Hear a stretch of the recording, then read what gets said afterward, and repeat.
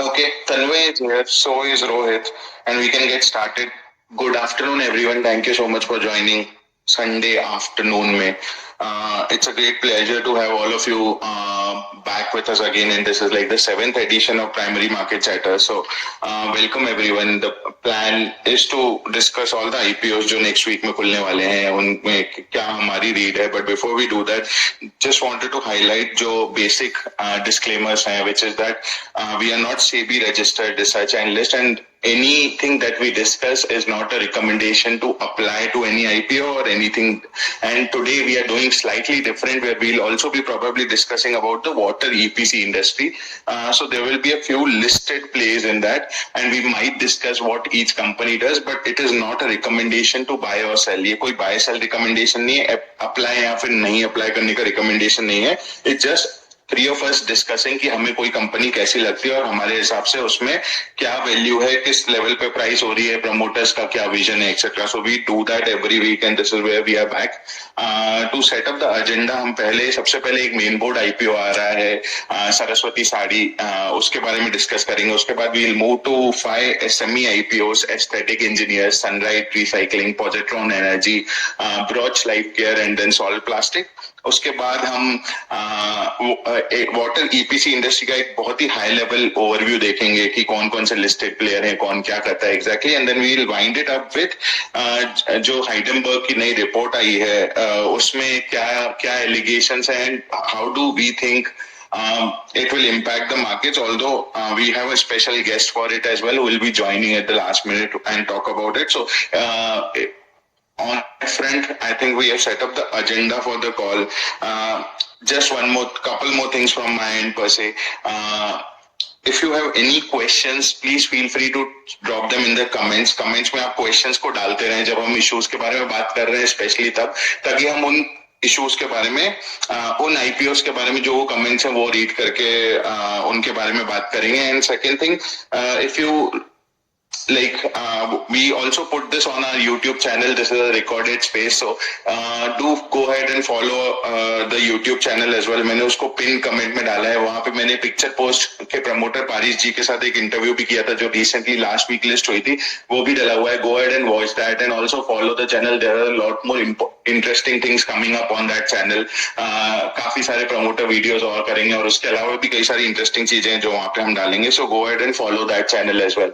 With that, I will come back and we'll probably get started on the space. काफी सारा मैंने माहौल बना दिया है when I think a lot of people have already joined, so we can get started. Maybe we start with the first main board issue, which is Saraswati Saree. So Tanmay, do you want to go ahead and start with Saraswati Saree? Yes. So Saraswati Saree Depot Limited is an B2B women's apparel trading company, especially in geographies of Maharashtra and Goa. So this company is raising 160 crores, out of which 102 crores is going to be fresh and 58 crores is going to be an OFS. So they are raising 102 crores fresh, out of which 81 crores is going to be a working capital, and rest is going to be GC. So what this company does is, this company trades the manufactured sari from the third party manufacturers, and then it distributes to its 13,000 suppliers. So it's a B2B company. It doesn't give to any direct consumer. It distributes to the small sari shops in our cities. Okay.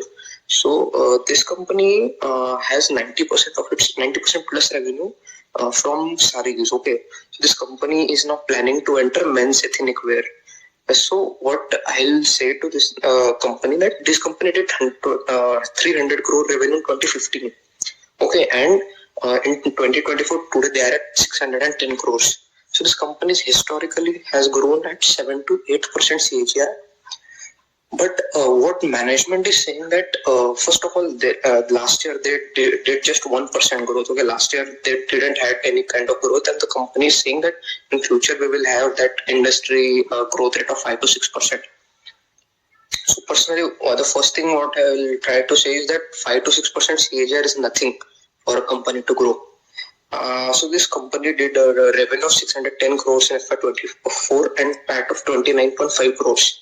And what I can see in this company, that the scope left on the table is very low, and it's just a listing and apply. And the most important thing I would like to tell everyone on this IPO that this company is not going to have any kind of anchor book. Okay? No anchor book. Even 80 crore, 100 crore Mainboard should have an anchor book. This company is not having this. Clearly states that there can be a heavy selling pressure on the listing day because the QIBs are not going to have any lock-in. Not a single share is going to be in a lock-in on the listing day. So it can face major selling pressure on it.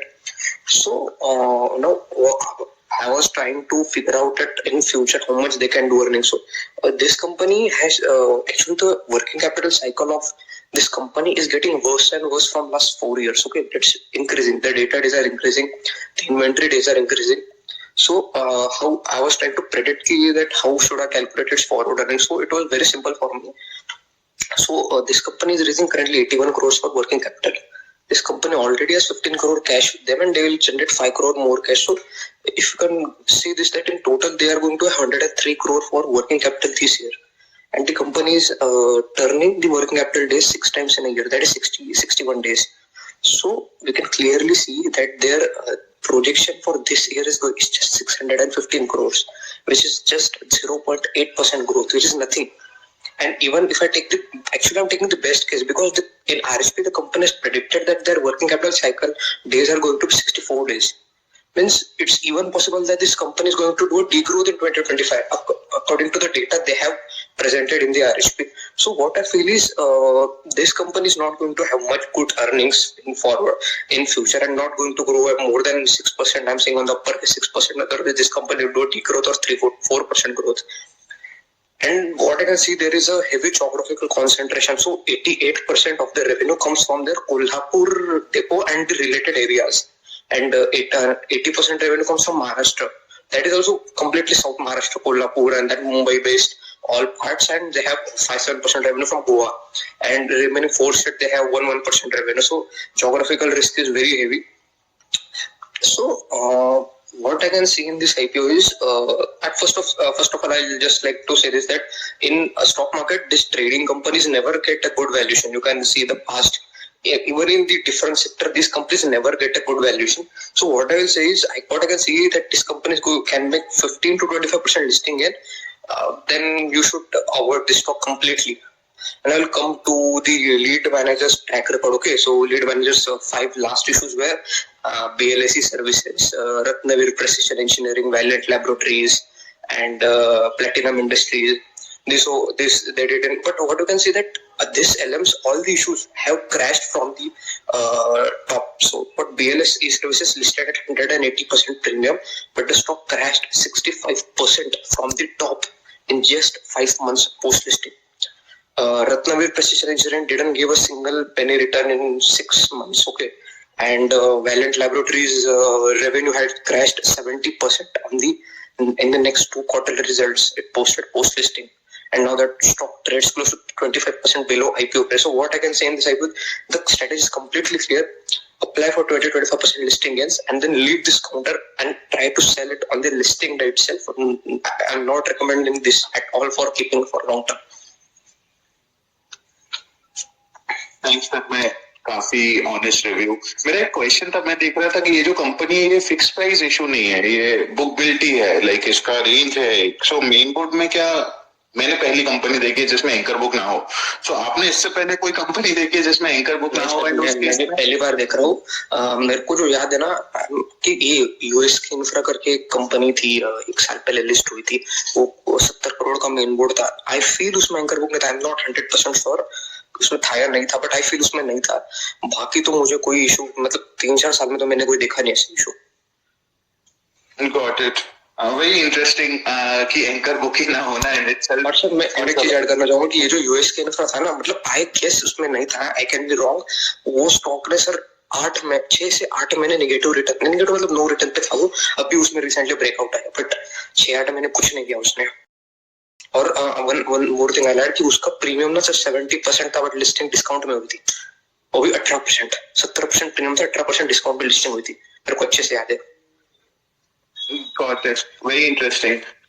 So again, I'll repeat that Saraswati Saree is like a 160 CR issue, जिसमें से 55 CR OFS है, offer for sale है. So around 104 CR ही company raise करी, and very interestingly company में कोई mainboard issue होते हुए भी anchor book नहीं है.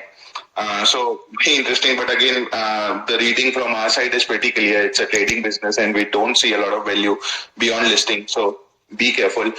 With that, अब हम SME world की तरफ चलते हैं और SMEs की बात करते हैं. सबसे पहले we'll start with a company called Aesthetik Engineers.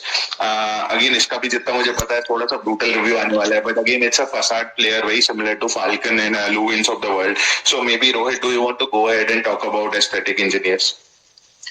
I'll say just before that, Mani, just one question for Tanmay. Why do you feel there will be a 20-25% listing gain in the Saree company?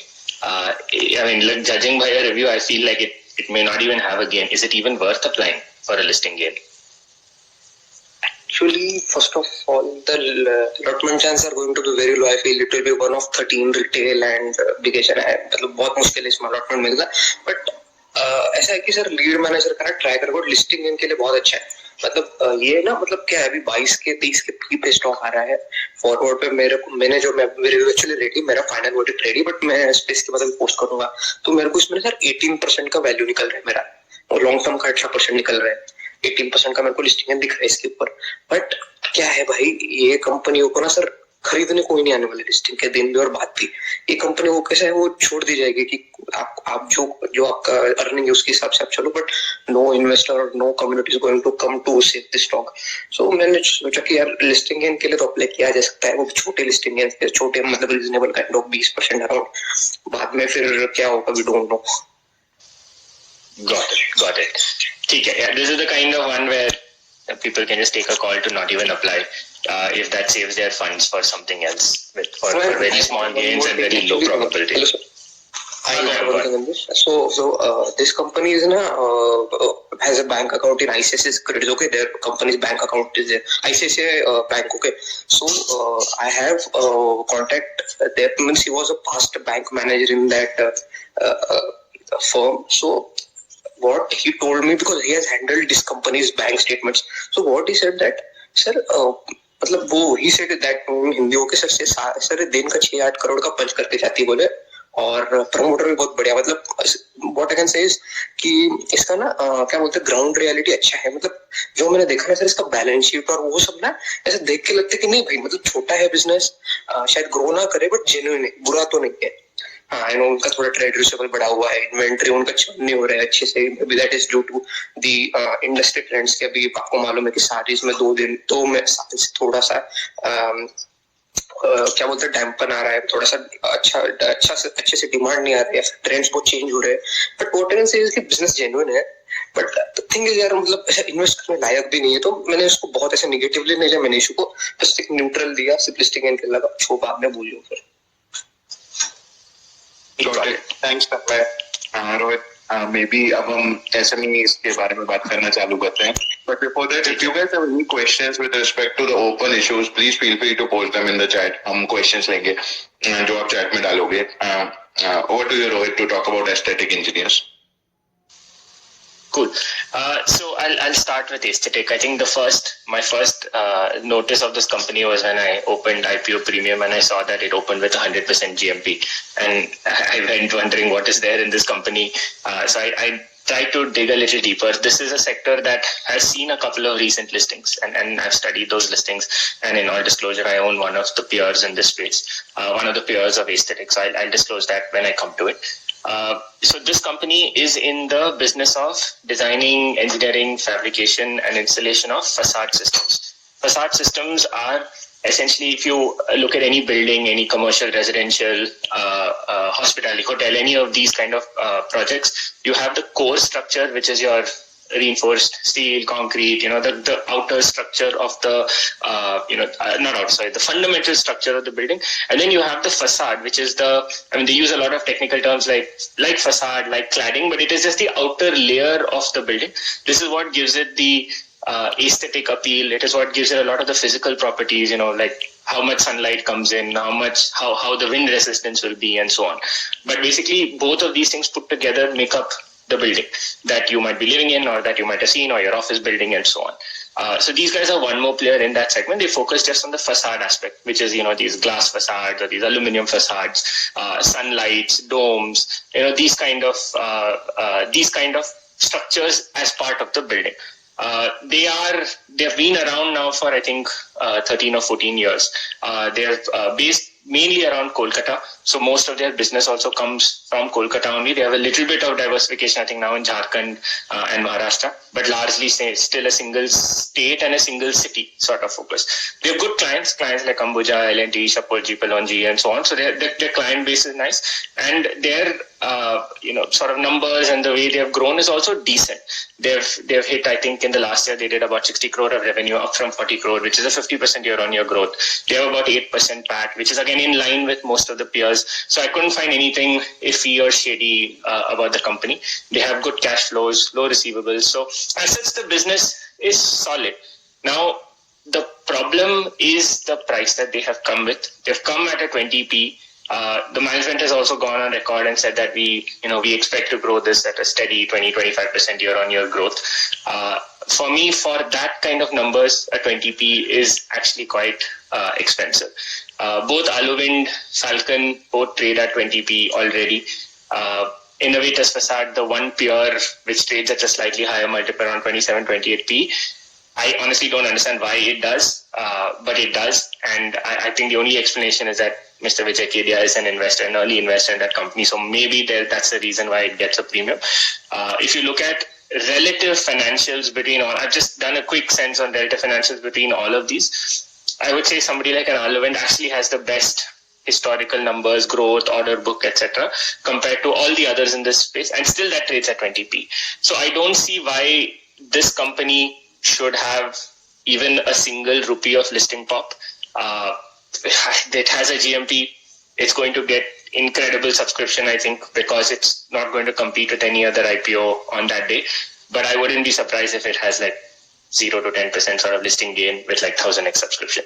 So just be wary. There's nothing fundamentally wrong with the company. The company is a decent company. They've just not left anything on the table. This is not the kind of sector that will, or the kind of company or sector that will give you a 10x return in 2 years, 3 years. It can be a solid company if someone likes the space, wants to play the real estate sort of proxy space in a different way. But yeah, as such, there is nothing short-term left on the table. And if it does get a listing pop, I wouldn't be surprised if it very quickly corrects back to where the rest of the peers trade. That's my view. Thanks, Rohit. So again, repeating about the company, काफी GMP दिख रहा होगा आपको, but that's also because this is the only play. इस सिर्फ एकमात्र company जो उस टाइम पे खुलेगी, तो उसकी वजह से सब्सक्रिप्शन भी काफी ज्यादा हो सकता है. But it is already fully priced in compared to the peers. So any listing pop should probably be temporary from read, as Rohit covered. With that, we'll kind of move on to the next company, which is Sunlite Recycling. Sunlite Recycling की बात करते हैं, but अगर आपके पास कोई questions हो तो go ahead and post it in the chat box. We'll take them as well. But regarding Sunlite, I'll talk about Sunlite. Basic things, 30 crore का issue है लगभग, all fresh issue है, and companies coming in at like 114 CR market cap. काफी अच्छी लगी मुझे comparatively company. जितना मुझे पता चला कि इतना ज्यादा GMP नहीं है comparatively, but this is a good play from what I could see. So basically company क्या करती है, copper scrap लेती है और उसको recycle करके copper rods, copper wires, copper strips वगैरह बनाती है. So क्या होता है कि recycling में ना, usually recycling the copper is a cheaper source and a more sustainable source, क्योंकि primary source से copper procure करना takes a lot more energy. So this is an industry which is forward looking and इसमें comparatively काम बढ़ना चाहिए overall. अगर मैं company की बात करूं तो कंपनी का most of the revenue Gujarat और दमन एंड दीव, गुजरात और दादरा एंड नगर हवेली से आता है. Around 70% of revenue Gujarat based he company है. खेड़ा गुजरात में ऑपरेट करती है और 20 मैन्युफैक्चरिंग मशीन है कंपनी के पास अभी करेंटली. कंपनी की जो करंट कैपेसिटी है वो अराउंड 82.5% कैपेसिटी यूटिलाइजेशन है. सो जो करंट कैपेसिटी है वो कंपनी ऑलरेडी यूज कर रही है, विच इज अ बैड थिंग वैसे, क्योंकि ग्रोथ की अपॉर्चुनिटी कंपैरेटिवली लिमिटेड रहती है. बट कंपनी अभी जो IPO रेस कर रही है उसमें कैपेक्स भी करेगी, so which is a decent thing. उस पर मैं आता हूँ, बट उससे पहले एक दो बेसिक चीजें. सो कंपनी के पास कोई लैंड और एसेट नहीं है. जो कंपनी के ऑफिस मैन्युफैक्चरिंग फैसिलिटी है वो कंपनी ने प्रमोटर से ही रेंट पे ले रखा है, around 1.4 lakh rent per month, which looks decent for a 3 acre manufacturing facility at a very high level. वापस आता हूँ आईपीओ पे, कंपनी जो है 30 करोड़ की रेस करनी चाह रही है, जिसमें से अराउंड 4 CR जो है वो कैपेक्स खरीदेगी, मशीनरी वगैरह खरीदेगी। बट ये जो मशीनरी है ये नवंबर 24 से ही ऑपरेशनलाइज होगी, कंपनी ने ऐसा लिखा है। सो जो भी ग्रोथ वगैरह आएगी ना कंपनी में, वो टुवर्ड्स नेक्स्ट ईयर ही आएगी। This FY25 should rather be around the similar range, क्योंकि 80% कैपेसिटी ऑलरेडी यूज्ड है कंपनी की, एंड नवंबर में ही नई कैपेसिटी आएगी। उसके अलावा जो कंपनी है वो अपना लोन वापस कर रही है 16 करोड़ रुपए का, जो कि एक अच्छी बात है, क्योंकि कंपनी पे अभी अराउंड 23 CR टाइप का लोन है, 31 CR का लोन है, जिसमें से वो 15 करोड़ वापस कर देंगे। सो इससे क्या है, कंपनी का PE थोड़ा और कम आ जाएगा, क्योंकि डेप्थ जो cost and servicing the depth है वो थोड़ी कंपैरेटिवली रिड्यूस हो जाएगी। उसके बाद अगर मैं बात करूं कंपनी के फाइनेंशियल्स के बारे में, तो कंपनी की जो फाइनेंशियल्स हैं वो FY23 से 24 के बीच में फ्लैट ही रहे। कंपनी ये एकमात्र ऐसी कंपनी है, जो मैंने सबसे पहले भी रिव्यू डाला था वो ये देखा, जब मैंने पहली बार कंपनी देखी तो कंपनी जो है रेवेन्यू करती है 116 CR का, तो काफी बड़ा रेवेन्यू करती है, बट वो बॉटम लाइन में कहीं फ्लो नहीं हो पाता कंपैरेटिवली।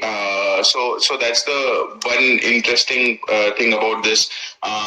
नहीं, 106 one interesting thing about this, like 116 नहीं 1100 CR का रेवेन्यू करती है, जिसमें तो बॉटम लाइन पे अराउंड 9 CR टाइप ही आया है। बट वो 9 CR भी आप देखोगे तो कंपनी का जो टॉप लाइन है वो 1150 करोड़ से 1150 करोड़ ही रहा है बिटवीन FY23 एंड FY24।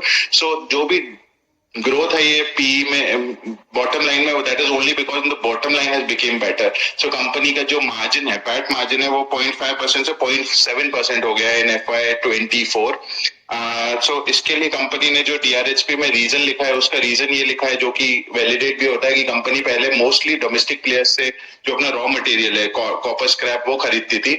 इस बार से उन्होंने क्या किया है कि एक्सपोर्ट से खरीदना चालू किया है। सो UAE, USA and Saudi Arabia से एक्सपोर्ट से ये स्क्रैप खरीदते हैं, विच is cheaper to them. That's why their cost of material cost in जो यूज होता है रॉ मटेरियल वो कम हो गया है। इसकी वजह से उनको थोड़ी गुडनेस मिली है, and they feel this goodness is justified. अब मैं PE की बात करूं तो कंपनी लगभग 12.8 PE पे आ रही है, which seems like a pretty decent play, and अगर आप PE रिडक्शन की बात करें, डेप्थ क्या रिड्यूस हो जाएगी, तो वो भी अगर इंक्लूड कर लेते तो PE 11 टाइप का हो जाता है, and like market cap around 0.1 पे आ रही है, 0.1 मार्केट कैप पे आ रही है। अगर इसके लिस्टेड प्ले देखोगे आप, जो कंपनी ने अपने पीएस दिखाए हैं, तो वो राजनंदिनी मेटल और भाग्यनगर दिखाए हैं।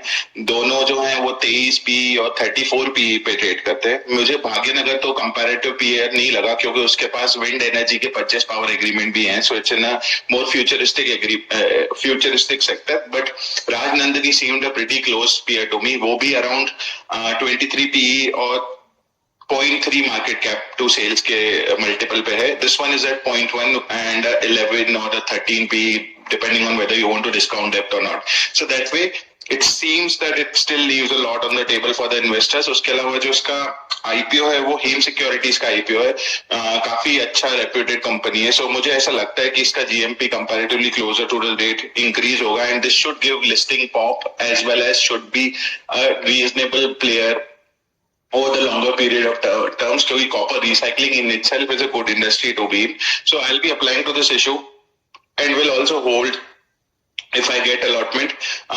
There is enough value for investors, especially at least IPO price पे तो काफी value है. So that's my read about Sunlite. Very excited about this issue, 30 CR issue, which is coming in. उसके बाद if you guys have any questions, please feel free to post any questions with respect to these IPOs in your chat box. मेरे को थोड़े questions मिल रहे हैं with respect to listed plays. हम listed companies की जो पुरानी कंपनी है उनकी usually बात नहीं करते हैं. So maybe with that we'll move on to the next company जिसके बारे में हम बात करना चाह रहे हैं. Positron Energy करके एक कंपनी आ रही है, सबसे बड़ा SME IPO है next week का, 51 CR का IPO है. So maybe Rohit, do you want to go ahead and talk about Positron Energy? Thanks, Manish. So yeah, let me get started on Positron. I think with the name itself, it builds a little bit of interest given the sectors that are considered hot these days. So I also found this business quite interesting. Before getting to the business, I just quickly mention what sector they are in and sort of the, I'd say, macro of the sector, at least the way I understand it, and then I'll jump into the business itself. So they operate in the ONG sector, oil and gas sector, specifically focused around natural gas, basically LNG, CNG, which is liquefied natural gas, and compressed natural gas, which are the liquid and gaseous forms of the same sort of raw material.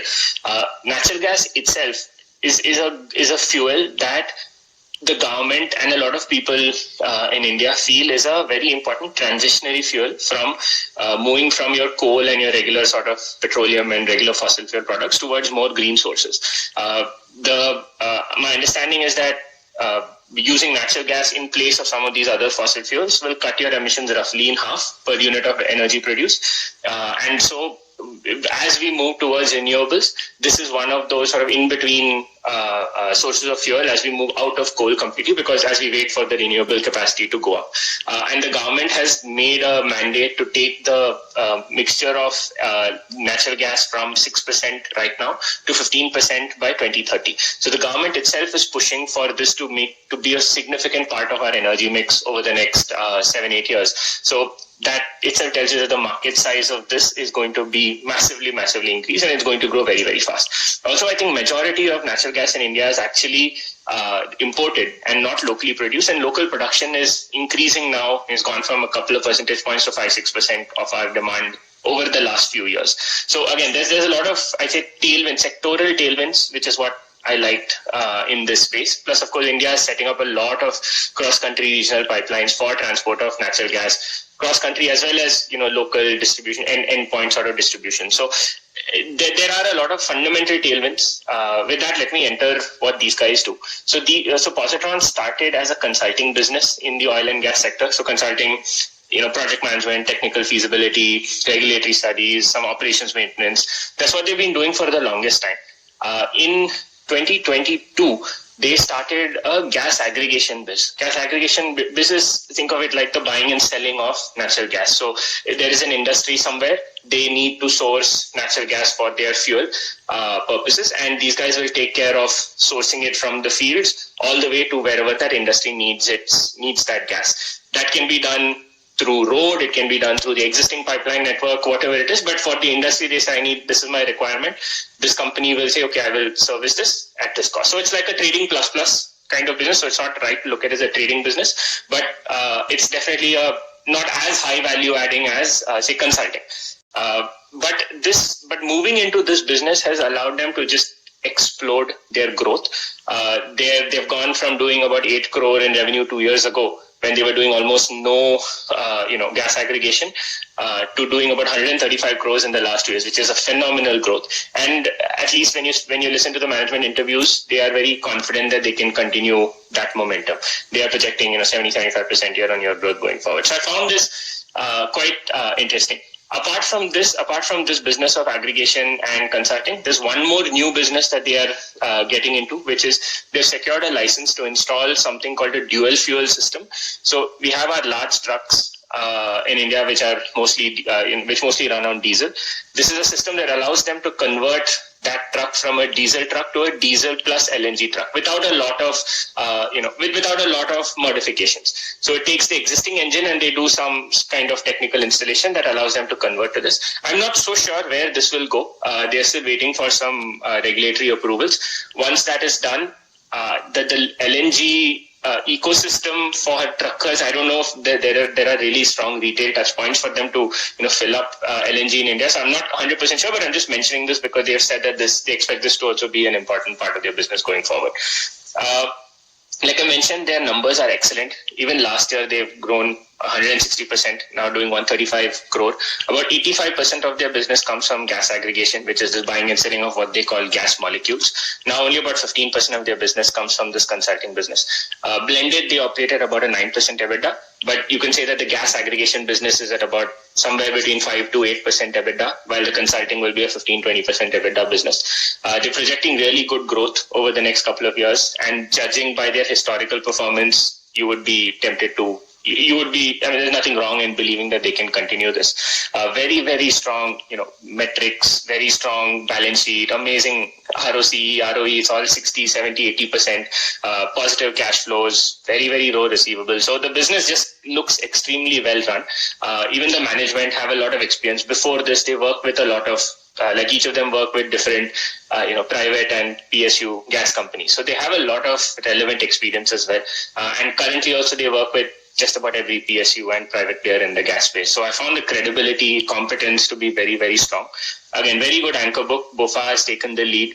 And they generally, of course, like for me, they're one of the stronger SME anchors to come in. There are no peers. This company is coming, I think, 2021 P. So it's not cheap per se, but honestly, at this kind of growth, you would be able to pay a P like that. It's also a unique business. I could find nothing really that I could compare with in the listed space at least. So there's no way to say if this 20 is right or 30 is right or 40 is right. But we'll definitely apply for this. Could be an interesting buy also if it does not list very high. The moment it crosses a 50% sort of premium, it goes in a 30-35 PE range. I feel it can still do well even at that point in the short term. But I think there you start looking at the screen and determining whether there is enough demand at that price on that day.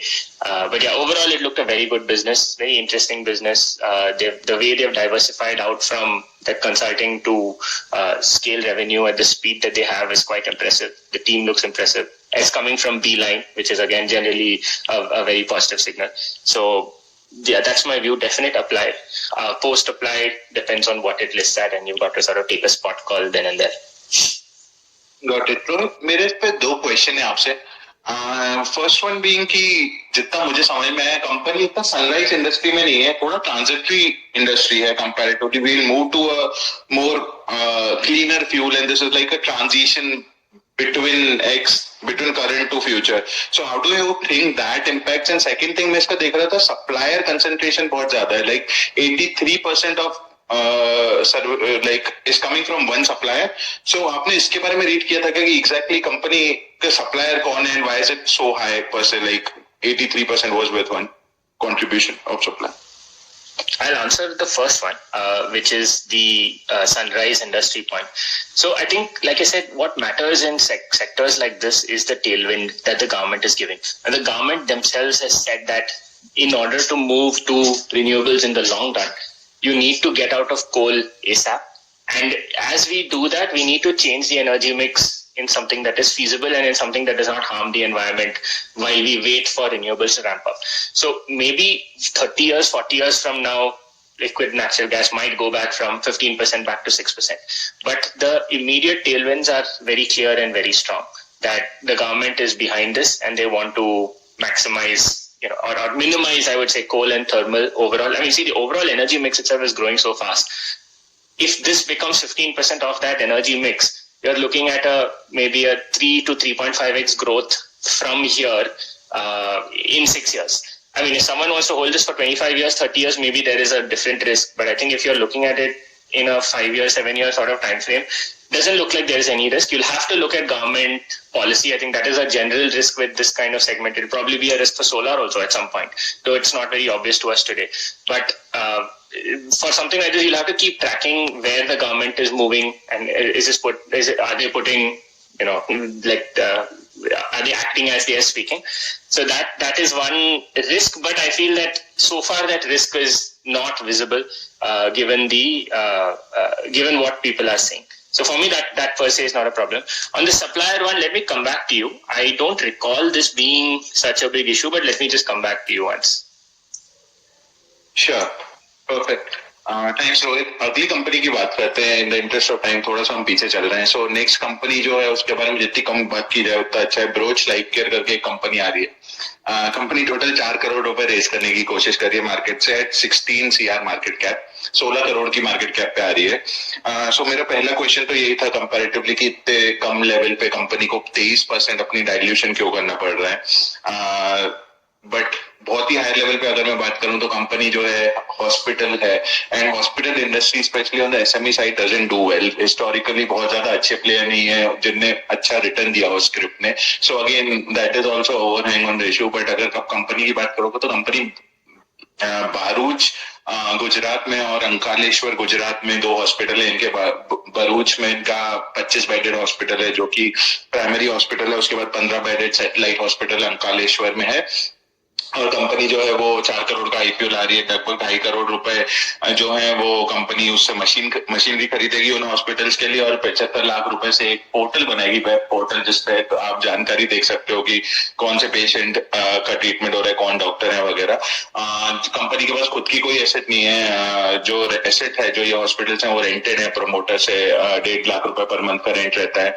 और अगर balance sheet की बात करोगे तो balance sheet ठीक लग रही है कंपनी की। 5.5 करोड़ की बैलेंस शीट है। कैश फ्लो स्टेटमेंट नेगेटिव है, बट दैट्स बिकॉज उन्होंने ना पिछले साल 5 करोड़ का लोन चुकाया हुआ है, सो विच इज गुड। सो उनकी वजह से कैश फ्लो स्टेटमेंट कंपैरेटिवली अभी नेगेटिव है। बट कंपनी अभी 70 लाख रुपए का पैट बना रही है। सो 21 पीए पे आ रही है, but which is all good. And but आप देखोगे तो जो इनकी टॉप लाइन है वो रिड्यूस हो रही है from 22 to 23। They were like making 2.6 CR in 2023, but earlier in 2022 they were making 4 CR. So top line reduce हो रही है। That is also correlated by the occupancy ratio. Occupancy ratio भी कम हो रहा है comparatively कोविड के बाद। Covid के टाइम पे ये लगभग 90% रहा करता था, अब ऑक्यूपेंसी भी कम आ गया है। 72% बेड ऑक्यूपेंसी है currently. So it seems that this is a very small company. FedEx इसका LM है, so again not a great LM per se. Plus 4 crore का इशू है, फ्रेश इशू है, so जितनी कम बात की जाए उतना अच्छा है। Just that short term में हो सकता है these scripts are very susceptible to movement simply because holding of scripts by one particular group is possible because the size is so low, the free float is so low. तो हो सकता है उसकी वजह से इसमें कुछ gains की possibility हो, but otherwise the company in itself is too young to be able to be evaluated per se. So that's our read of Broach Lifecare. उसके बाद एक लास्ट इशू की तरफ चलते हैं before we talk about water EPC and Hindenburg report. So last issue जो है वो है सॉल्व प्लास्टिक। इसके बारे में बिल्कुल भी नहीं पढ़ा है मैंने। मैं आज सुबह ही देख रहा था। 11 करोड़ का इशू है, कंपैरेटिवली ये भी छोटा इशू है। यूपीवीसी पाइप बनाती है कंपनी। 2 ही चीजें पता है मुझे। So maybe Tanmay, do you want to go ahead and tell us about Solve Plastic? Yes. So Solve Plastic Products Limited is a manufacturer of UPVC pipes and rigid PVC. What is UPVC? Unplasticized polyvinyl chloride. मतलब जो हम normal PVC होता है इसमें से थोड़ा सा changes होता है। तो कंपनी ये बनाती है सब कुछ। वाटर टैंक्स हो गया, सॉल्वेंट, सीमेंट काइंड ऑफ चीजें। तो ये कंपनी 11.85 करोड़ रेज कर रही है। उसमें से ये 5.5 करोड़ का कैपेक्स करेंगे to increase the capacity of the existing plant and to procure new machinery. Working capital के लिए 3.8 करोड़ रेज कर रही है। और इसमें एक चीज इंटरेस्टिंग ऐसा है कि 1.6 crore they are raising to make the IPO expenses. तो मैंने सिर्फ एक रेशियो निकाला कि IPO expenses is what percentage of the issue size. तो यार 15%, 15% of the IPO is the IPO expense. तो मतलब जो जनरल रेशियो था 10-12% से उससे थोड़ा ज्यादा है। and the remaining 88 lakh is 8 lakh rupees for GCP. So FY23 का मैं इनके रेवेन्यू पे आऊंगा 62 crore they did revenue and a PAT of 1.2 crores. In FY22 their revenue was down and अभी 62 से 47 crore पर PAT थोड़ा बढ़ गया 10-20% से 1.4 crores. So ये कंपनी आ रही है अभी 28 पी पे। तो मुझे पहली बात समझ नहीं रही उन्होंने प्राइसिंग क्या हिसाब से निकाली। 28 का पी मैं इसको 20 भी ना दूं। मतलब पहली बात तो उसको बहुत महंगा ला रहे हैं और जगह तो कुछ छोड़ी नहीं। मतलब seeing the track record of the LM is ensure उनका ट्रैक रिकॉर्ड ठीक है, मतलब बुरा नहीं है। Few of their last issues were Prestronic, Sylvan Plywood है, फिर HRH नेक्स्ट करके है। तो ठीक है, मतलब ट्रैक रिकॉर्ड इतना बुरा नहीं, बट आई फील कि ये ना high risk low return kind of चीज है। छोटी लिस्टिंग ये दे सकता है, बट मतलब है नहीं टेबल पे, बट हो जाएगा ऐसा। तो मतलब मैं बहुत एक्साइटेड नहीं उसके ऊपर। मतलब ठीक है, मतलब ऐसा आ रहा है एवरेज काइंड ऑफ इशू है, इतना कुछ एक्साइटिंग नहीं है इसमें। Got it. Thanks, Tanmay. Maybe closer to the date, we'll continue to read more about these companies and present more about the companies. In the meanwhile, if you guys have any questions, आपके पास कोई questions हो तो feel free to put in the chat. I'll take a couple of questions before we move to water EPC industry. Rohit, आपको कोई updated order book पता है क्या? Although कोई promoter interview वगैरह में कोई order book की बात की गई हो, current order book according to RHP is 20 CR, is that correct? This is for the for Positron, right? Yeah, Positron. Yeah, Positron, it's around 27 crore. That's only for the consulting business. So you'll only have to, their consulting business did, I think, 17 crore in revenue last year. So Uspe, they have a 27 crore order book and they sort of keep getting orders. So you have to just look at it as context of the 17 crore, not of the remaining 100 crore, right? 110 crore, which is more of a buying and selling kind of business. So just don't get colored by that 27 crore saying there's only 27 crore when they did 135 crore last year.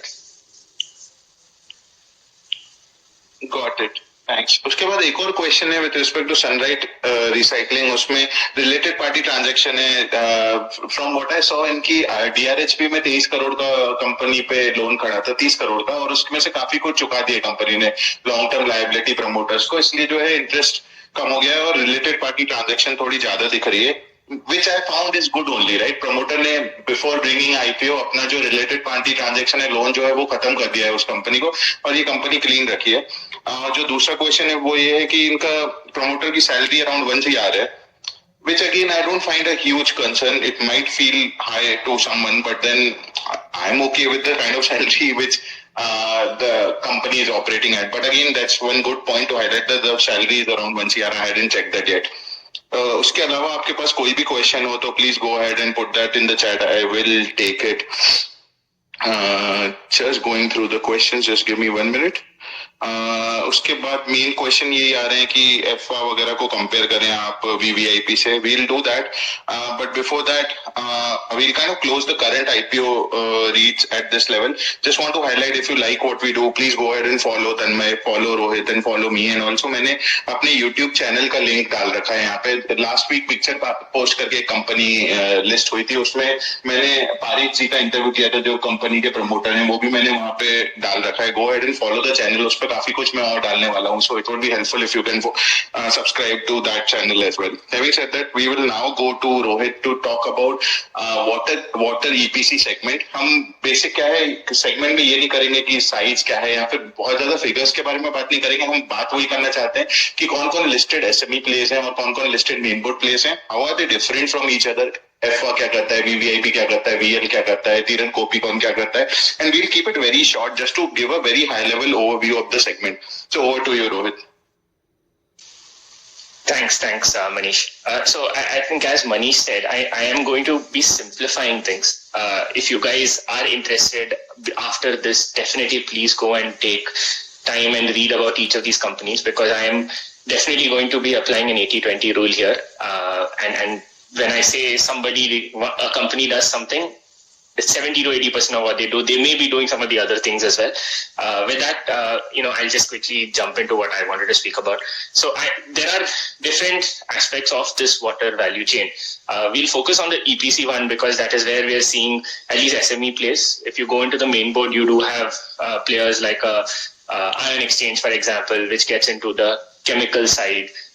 Like a Just Engineering, which gets into some of the equipment side, focused on waters. But here I'll just focus on the water EPC piece. I think given the complexity of water, at least as far as SMEs goes, this is what we are seeing in the market. There are mota 4 types of water EPC projects that companies get. First is desalination. This is a very complex process. It seems simple, just looks like you evaporate water, you get you'll get sort of pure water, you'll get salt as the extract, and that's it. But it's actually a much more complicated process. It's also a very energy inefficient process. Desalination, as far as I know, has really not been solved at scale, anywhere globally. So this is not a big part of the market, but there are only some specialized players like a Vartec, Babag, Ion Exchange, even EMS I think does a little bit of this. But this is something that I've not seen any SME player at least get into. And I guess it's just not yet there as a technology. So I'll leave that one aside. Water EPC plays, or 3 segments of water EPC that we see in the SME segment. The first is ETPs. ETPs are effluent treatment plants. This is mainly industrial waste. So this is stuff that comes from, say, the mining industry or from the power plant industry. Some kind of industrial sludge that generally requires to be treated in 2 ways. It requires a chemical treatment and a biological treatment. So I view this as the most complex of the three that I'll be talking about. This is the most complex play. This is where FA has actually made its name. If you look at most of its order book, most of its history also, whatever they have done, is in this particular space. So in terms of complexity and in terms of competition, FA sort of stands out here. But of course, it is a bit expensive now. I think it's at 50-55p, which I don't know if they're even projecting can sustain this. You can say that you're paying that premium because they're doing something that nobody else does in this space. The second sort of segment in water EPC is STPs. STP is a sewage treatment. This is typically the waste that comes from cities, urban agglomerations. Generally, these STP projects are given by the government, so different government entities. Here, the treatment is mainly biological. So this is also not a simple product. And as you get into concepts like zero liquid discharge and stuff, you do get into things that are a lot more technical, but it is still one level easier to execute than effluent treatment plants. Here you have a VVIP, which is, if you look at their order book is mostly STPs. A lot of what they have built in the past as well, and a lot of the credibility is in doing larger and larger STPs. So I really like VVIP. I think it is very, very fairly valued even right now. Somebody like EMS is a very close peer. EMS results just came, over the weekend. Again, top class numbers. There's a lot of room to grow. Again, 2-3 days back, there was a updation of that Amrut scheme where I think the total funds for the Amrut scheme had doubled to almost 65,000 crore. So for me, this STP segment looks the most interesting in the short to medium term, and we is a recent listing there. The third one is water supply, which is basically pipeline laying. So this is taking good water and getting it to people's house. This is the most simple. It's a I'd say a simple sort of EPC business that comes into the normal sort of complexities of execution, land acquisition, and all of that.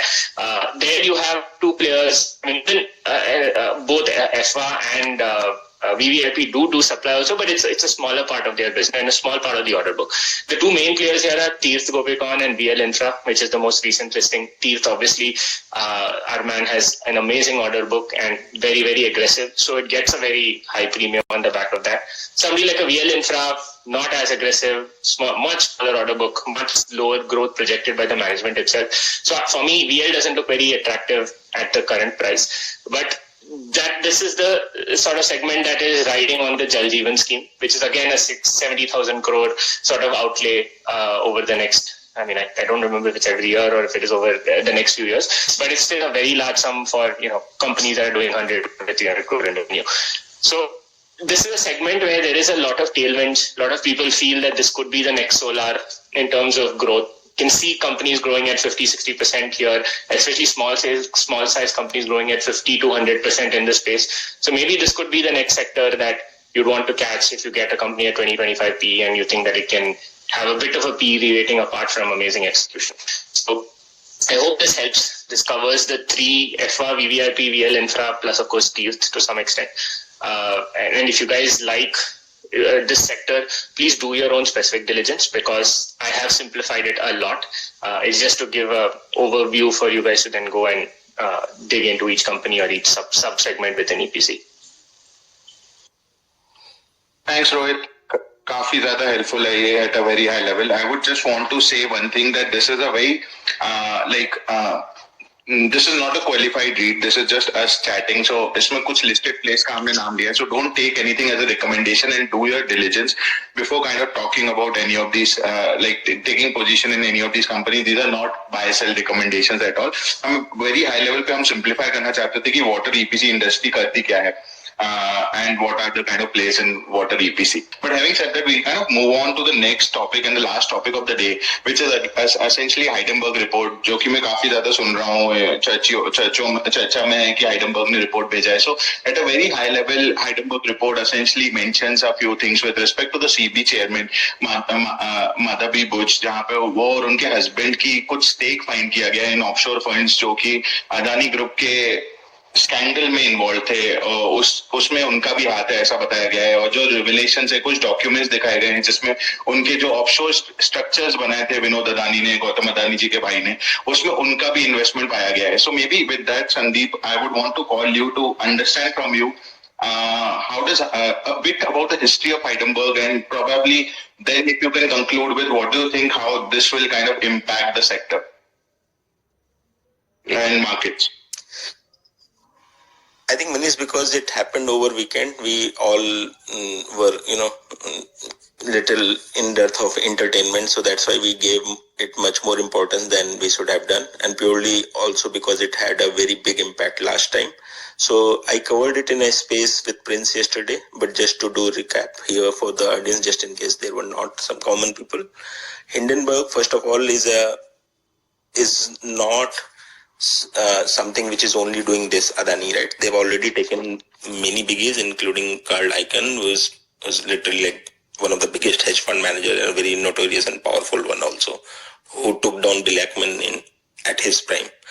So if they can take Carl Icahn, they can take anyone, right? So first we need to understand that they have taken Block also, they have taken DraftKings, so they do these things. Second thing is their financial incentives are well known. So we can't even discredit them by saying कि उनका इससे profit हो रहा है. वो तो crystal clear disclosed है, well understood है. किसी को नहीं समझ में आ रहा है तो उसकी problem है. वो तो साफ-साफ कह रहे हैं.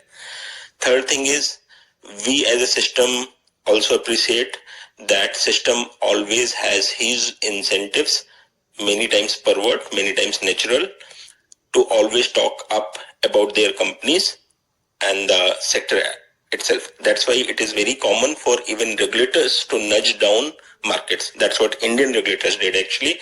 This is a very common theme in any financial regulation where when asset prices goes too much, regulators try to talk it down to avoid any hard landings subsequently or any kind of a systematic risk for a major crash, right? So in that sense, any short seller is always welcome because there is not much of a scope for people who are ready to say negative things. So in general, we should be more supportive, not necessarily to Hindenburg, to anybody who is ready to talk negative, right? Having said that, there are two sides of it. Let's try to, just play both hats, just to understand what can be the extreme spectrum. Let's think of it as that report is a nonsense. So in fact, I just shared on a tweet called Interesting Take. Someone did a very good job of showing how those allegations are so flimsy. What yesterday came, while there are documentary evidence, so-called mails and this and that, where there is hardly anything left for imaginations. But the fact of the matter is we are talking about 10 million for a working couple, someone who was literally a chief procurement officer at a Unilever, and she herself has been a high-flyer corporate before SEBI thing, was ICICI security chief and with a decent position in ICICI Bank. So 10 million is not so unthinkable, unaccounted for now. Let's assume it is even a wealth which we think is probably too much for a regulator, but it is not, right? 10 million is nothing, like so many people have it. So that in itself makes nothing. Presence of offshoring vehicle, while for a normal person it may look like, oh, Mauritius mein fund account hai, Singapore, by the way, this is Singapore, it's not even in some of those notorious jurisdictions, right? So a lot of nuance private wealth management guys obviously do certain investments via Singapore vehicle for better taxation. So we can't even make a charge on that, right? Third thing is about the conflict of interest, which is basically her husband is an advisor to Blackstone, doing multiple REITs approval via SEBI, and the husband doesn't have any experience in financial. It surely looks like a inappropriateness kind of a case. In extreme case, you can think of it as a quid pro quo. In most likely base case, you can think of it as another classic case of corporate lobbying, right? Is it bad? Obviously. Is it a news to anyone? Shouldn't be, right? That's how the entire system works. I'm not doing whataboutism. The extreme side of it, which obviously will come if you also have a slightly political take on it, which is your huge distaste for Adani Group or current government setup. And by the way, I have zero exposure to Adani. I yesterday also in a space I mentioned I've never taken, and it's not even in my investable universe, right? But I'm only saying if you see it from that angle, given that current government is much weaker than probably it was 2 years back, this issue might continue for another few weeks, etc. Now government cannot simply afford to brush it off. Maybe a resignation will follow. knowing BJP, they always push it back. They just don't, I mean, they're very adamant in fixing things, right? They always drag issues for months, right? So, a firing like Braj Bhushan Singh should have been a day one thing, but they just took months to do that. So that's anybody's guess. Topic this time might continue much longer, purely because opposition is much stronger. So from that perspective, news, revolution, counter revolution, those kind of things will come. But the purely talking from market perspective, at least in immediate few days, it will be non-event, because nothing really came which is like so shocking that it should shake up the markets tomorrow. And as far as FIIs, having less confidence, oh my God, the chief regulator is, etc. And first of all, what we are trying to do, Manish, is we are trying to do a snap judgment based on the data given so far. Yesterday, official statement came from SEBI chairman where she has mentioned that they will give a detailed reply. In fact, personally, I try to sense as lack of talking or lack of counter responses as an admission of guilt or trying to talk it down. But if someone is ready to give a counter response, a detailed one, hopefully, I mean, they won't obviously jump into in hours. Hoping in 3 to 6 days, point by point rebuttal comes. We might even call it a forget about non-issue. We may even jump on Hindenburg, trying to discredit the entire financial system. So it is like an evolving story. For sure, it is not something where we should lose sleep over or talk too much. As a market participants or learner of the market or an active mind, we should obviously track it, just not simply say it doesn't matter. Try to just understand both sides, learn something from it and see. But from market standpoint, I don't think it's an event, purely from impact wise. I mean, 1% here and there on Nifty doesn't move the needle. So it won't be like a 5%, 10% cut kind of a thing as it happened 2 years back. Got it. I also had a very similar read. मेरा भी read लगभग ऐसा ही था, especially क्योंकि ये एक बार हो चुका है अडानी पे. This time it's a discussion over the whole SEBI regulations per se, so it's separated and it doesn't impact in the long term the earnings of any company or essentially the corporate governance of any specific company.